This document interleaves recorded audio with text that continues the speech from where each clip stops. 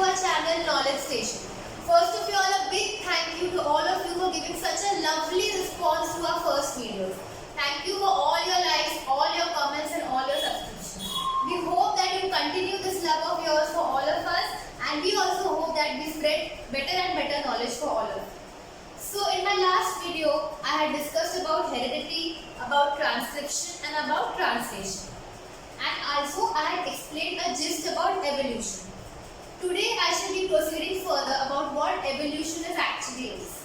Now last time I had explained you all that evolution is nothing but the continuous process of change, the continuous process of development which we see in organisms. Now I had given you all the example of how we have evolved from monkey and how our future generations which are coming are more and more smarter and more efficient than us. Now all of us have developed from our ancestors, and all of us show certain structural and functional differences as compared to our ancestors. Okay. Now we say that man has evolved from monkeys. That means monkeys हमारे ancestors हुए, हमारे पूर्वज हुए.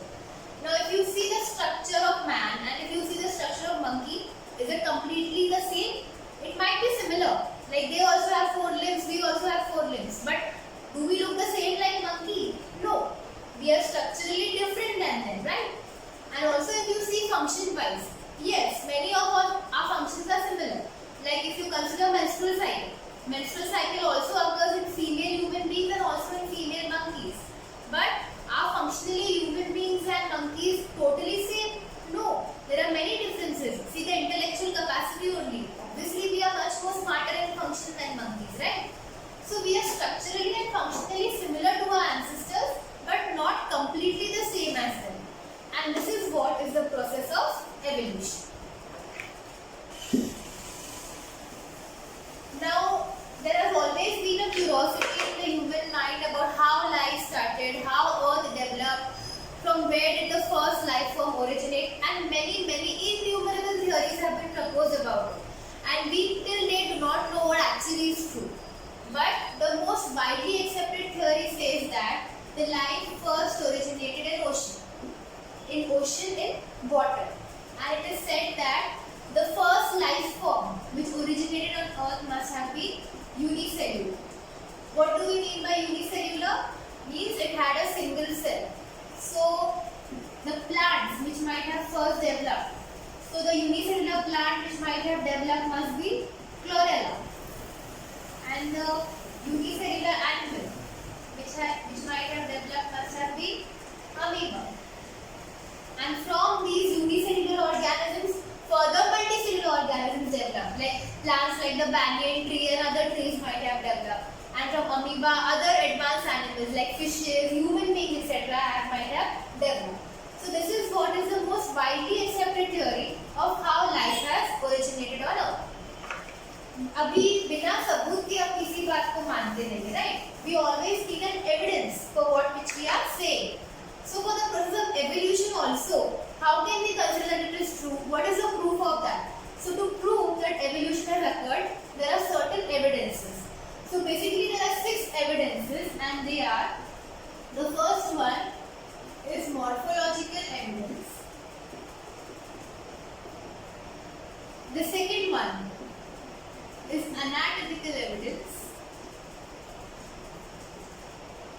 The third one is embryological evidence.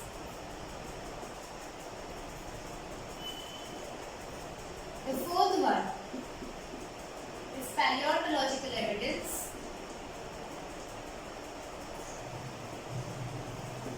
The fifth one is vestigial organs. And the sixth one is connecting links. Okay, so these are the 6 different evidences which are the proof for evolution has occurred. Now all these evidences are very important from the knowledge point of view as well as from the exam point of view. One question will definitely come from one of the evidences, and as I explain you about each evidence in detail, I will also tell you what kind of questions can be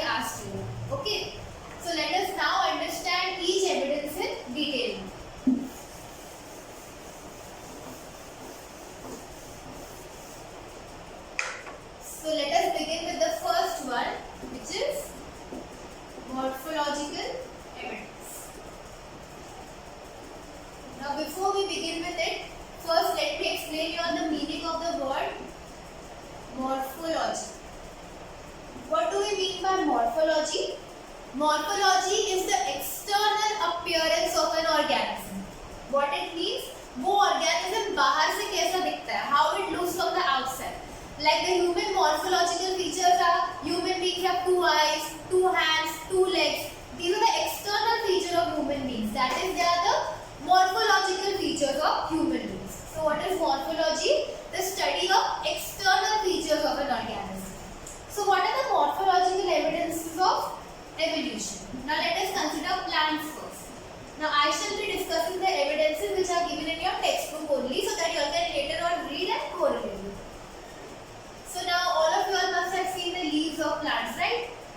Okay. So now inside the leaves you all know there is a midway, and inside that there are small veinlets like this. So these small veinlets are there and midway is there. So the way these veinlets have been arranged, the pattern of arrangement of these veinlets is called as venation. What is it called as? Venation. Now there are many types of venation, but the two major types which you all must have seen is in some leaves the veinlets are arranged anyhow. Like there is no fixed pattern. एक यहाँ से आ रहा है, एक कहीं से भी. Like there is not a fixed pattern. Very haphazard it is. And some leaves you all must have seen, like the leaves of grass. They have a very fixed pattern like this. Okay, the venation is very fixed. They do not have any haphazard pattern in them. So what do we understand? If you look at the leaves who have this kind of haphazard venation in them, when you look at them suddenly, you will not understand the difference between them only. You will feel all of them are same. Only when you look at them closely, you might understand, okay, this leaf has a different shape, this is a little larger, this is smaller. But if you see the venation, you will feel all of them are same. Also, these kind of leaves, if you see, you will feel all of them are same. They don't have any difference because of their venation pattern. So what do we understand? All the leaves who have a similar venation pattern must be having a common ancestor from which they evolved, and with the process of evolution, they started developing changes in their form, in their color and other things. But since they have a common venation, it tells us that they must be having a common ancestor. So this venation is a morphological evidence of evolution. Okay. So if you are asked what is the morphological evidence of evolution in plants, you all can say the venation pattern in leaves. Now let us talk about animals. Now all of you all must have seen a dog, a sheep and a fox. Now these are 3 different animals, but if you try to visualize these animals in your mind, if you see the nostrils of dog, sheep and fox, they are very similar. Small circular nostrils they have. Also if you try to imagine the ears, they have those big flapping ears, all 3 of them. So what does this tell us? That since they have these common morphological and external features, all 3 of them must be having a common ancestor. And as time evolved, they developed different variations in them and developed into different organisms. So this is what is the evidence which can be proved through morphology in animals. Now let us proceed to the second one. That is anatomical evidence. Okay. Now let us understand the word meaning of anatomy. Now what was morphology? Morphology was the study of external appearance of an organism. So what is anatomy? Uska ulta. It is the study of internal structure of an organism. That is which we cannot see externally. Now let us consider 2 examples. That is limbs of human and the forelimb of cat. Limbs of human means the hands and legs of human beings, and forelimb of cat means all of your lobe. Okay, with the help of which the cat walks. Now if you see externally, the limbs of human and the forelimbs of cat, they are not at all similar, right? They are 2 different structures. एकदम से देखने में उनमें बहुत ज़्यादा फर्क है, बिल्कुल भी सेम नहीं दिखते वो लोग. But when you actually see their internal structure, like people who have studied their internal structure, that is their anatomy, they have seen that internally the limbs of human and the forelimbs of cat are very similar. It is very difficult to differentiate कि कौन सा human being का और कौन सा cat का है, because the way the bones are arranged, where they are placed, it is very same. So what does this tell us? That human beings and cat might be having a common ancestor which had this kind of anatomy, and as time passed, evolution occurred and they became two different organisms. But there is a possibility that both of them had a common ancestor.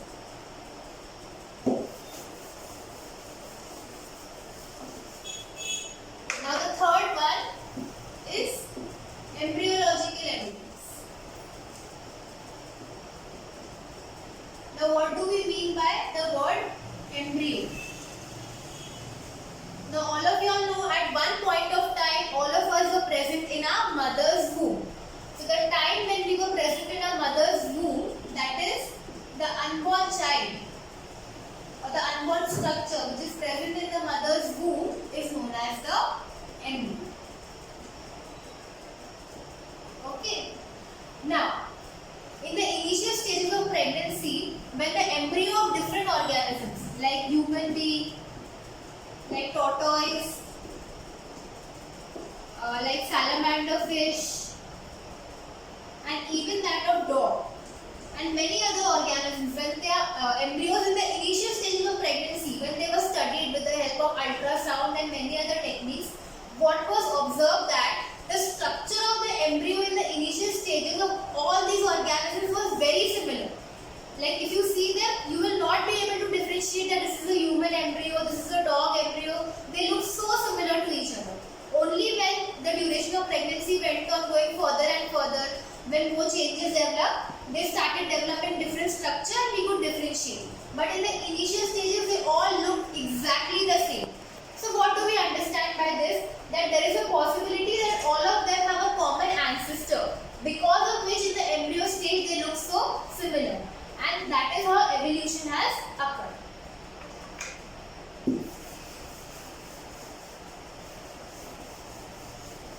So the next one is paleontological evidence. So first let us understand what do we mean by the word paleontology. Paleontology is nothing but the study of fossils. Now what is fossils? Now all of you all know at one point of time dinosaurs existed, right? Now that was many millions of years ago. But how do we know now that once upon a time there were certain organisms called as dinosaurs?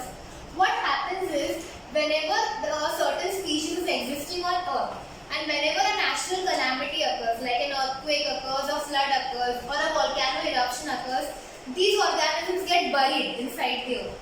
So when these organisms get buried, no, they will leave their impression on that place. उनका वहाँ पे निशान छूट जाएगा. And those impressions are permanent, like they stay there forever. Even many impressions of dinosaurs have been found. We see their impressions, we see their remains, we even sometimes find their eggs, which have of course now disintegrated. So all these remains, all these remnants, all these impressions of organisms which we find of animals are called as fossils. And study of these fossils is called as paleontology. Okay. So now whenever we find, what happens actually is whenever an organism is buried inside the ground, the organism begins to decay. And there is one element which is present in all the organisms, and that element is called as carbon. Now this carbon is of two types, carbon 14 and carbon 12.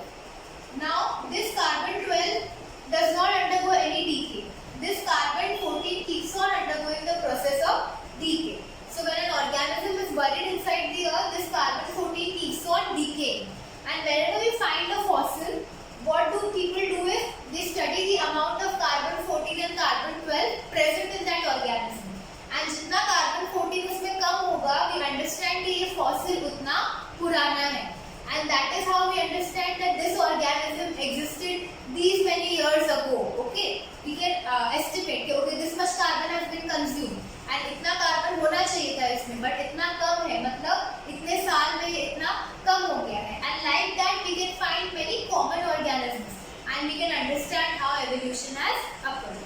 So basically what you all need to remember from exam point of view is what is paleontology, and through paleontology we study how many years ago this organism existed on this earth and how different organisms have evolved. Okay.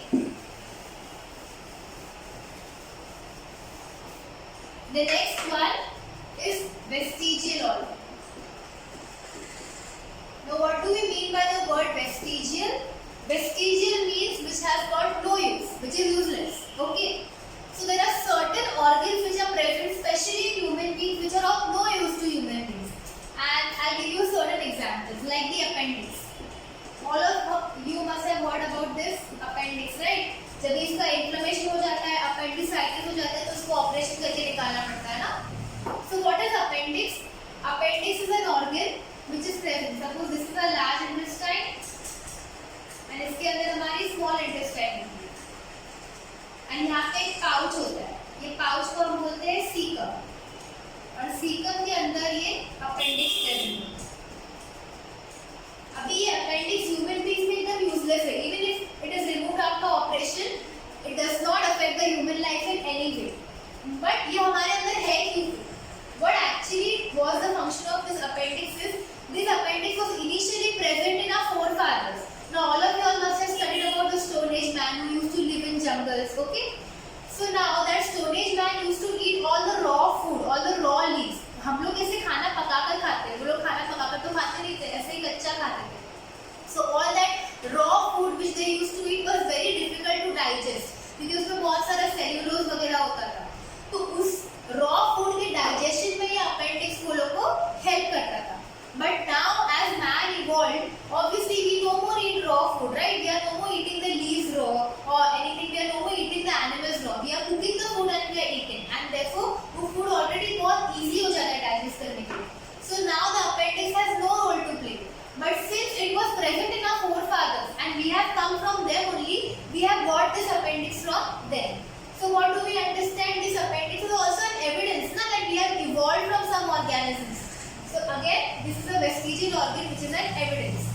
Now another one more example I will give you of vestigial organs. That is the coccyx. Now हमारा जो vertebral column होता है ना, उसके and में एक छोटी सी bone होती है. It is also called as a tail bone in common language, and its name is coccyx. Now this tail bone of coccyx is useless in human beings. It has no role to play. But as I told you, हम लोग इससे evolve हुए monkeys से, and monkeys have a tail. So in monkeys the function of this tail bone was to give rise to a tell. But obviously human beings don't have a tail. So we do not have that tail, but we still got that tail bone from our forefathers, right? But in us this is obviously useless. And the last one is connecting links. Now you can understand from the word only that it is a link which establishes a connection. Okay, एक ऐसा organism जो दो organisms में, दो अलग अलग species में एक कनेक्शन फॉर्म करता है. So I discuss one example which is given in your book of the duck-billed platypus. Okay, अभी ये ऑर्गेनिज्म है जिसका नाम क्या है? duck-billed platypus. अभी ये जो duck-billed platypus है ना, this organism will it lays eggs. What does it do? It lays eggs and then it gives rise to its young ones. And also this organism has got mammary glands. अभी lays eggs तो समझ गया. What are mammary glands? Mammary glands means certain organisms have got certain glands present in them, with the help of which they feed their young ones. Like human beings, obviously a human female, when she gives birth to a baby, initial stages में she only feeds her baby, right? She only gives milk to her baby. Why? Because she has got mammary glands. Now obviously the organisms which have mammary glands, they do not lay eggs, they give birth to their young ones. But you see this duck-billed platypus, it is laying eggs also and it has got mammary glands also. Now the feature of laying eggs is a feature of the class Reptilia. Now what is class Reptilia? As you study further about kingdom Animalia and all, you all will know that there are various classes of animals. Reptilia, Mammalia, Amphibia, there are many classes. So the organisms which lay eggs belong to the class Reptilia. And the organisms which have these mammary glands belong to the class Mammalia.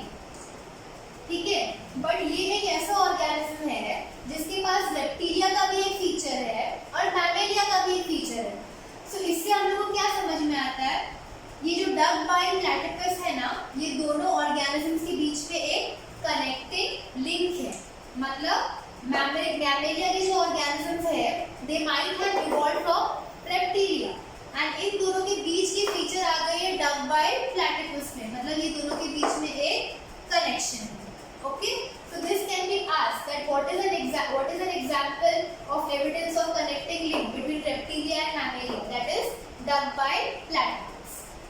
So I hope all of you all have understood what is evolution, what are the various evidences of evolution. How many evidences of evolution are there? 6. What are they? Morphological मतलब external structure, anatomical मतलब internal structure, embryological मतलब वो unborn embryo का structure, पैलियोन्टोलॉजिकल मतलब fossils की study, vestigial organs मतलब जो useless organs होते हैं उनकी स्टडी, एंड कनेक्टिंग लिंक मतलब जो दो क्लासेस में एक कनेक्शन बनाते हैं. So I hope the concept of evolution and the evidences of evolution is clear with all of you. In the next lecture we shall be studying about theory of natural selection, Lamarckism and many other interesting things. So I hope this concept is clear. In case if you all have any doubts, please mention it in the comment section. I shall revert to all of you, and also mention in the comment section what videos you all want us to make and any improvement which you all expect in our videos. And please like our channel, share our videos and subscribe to our channel.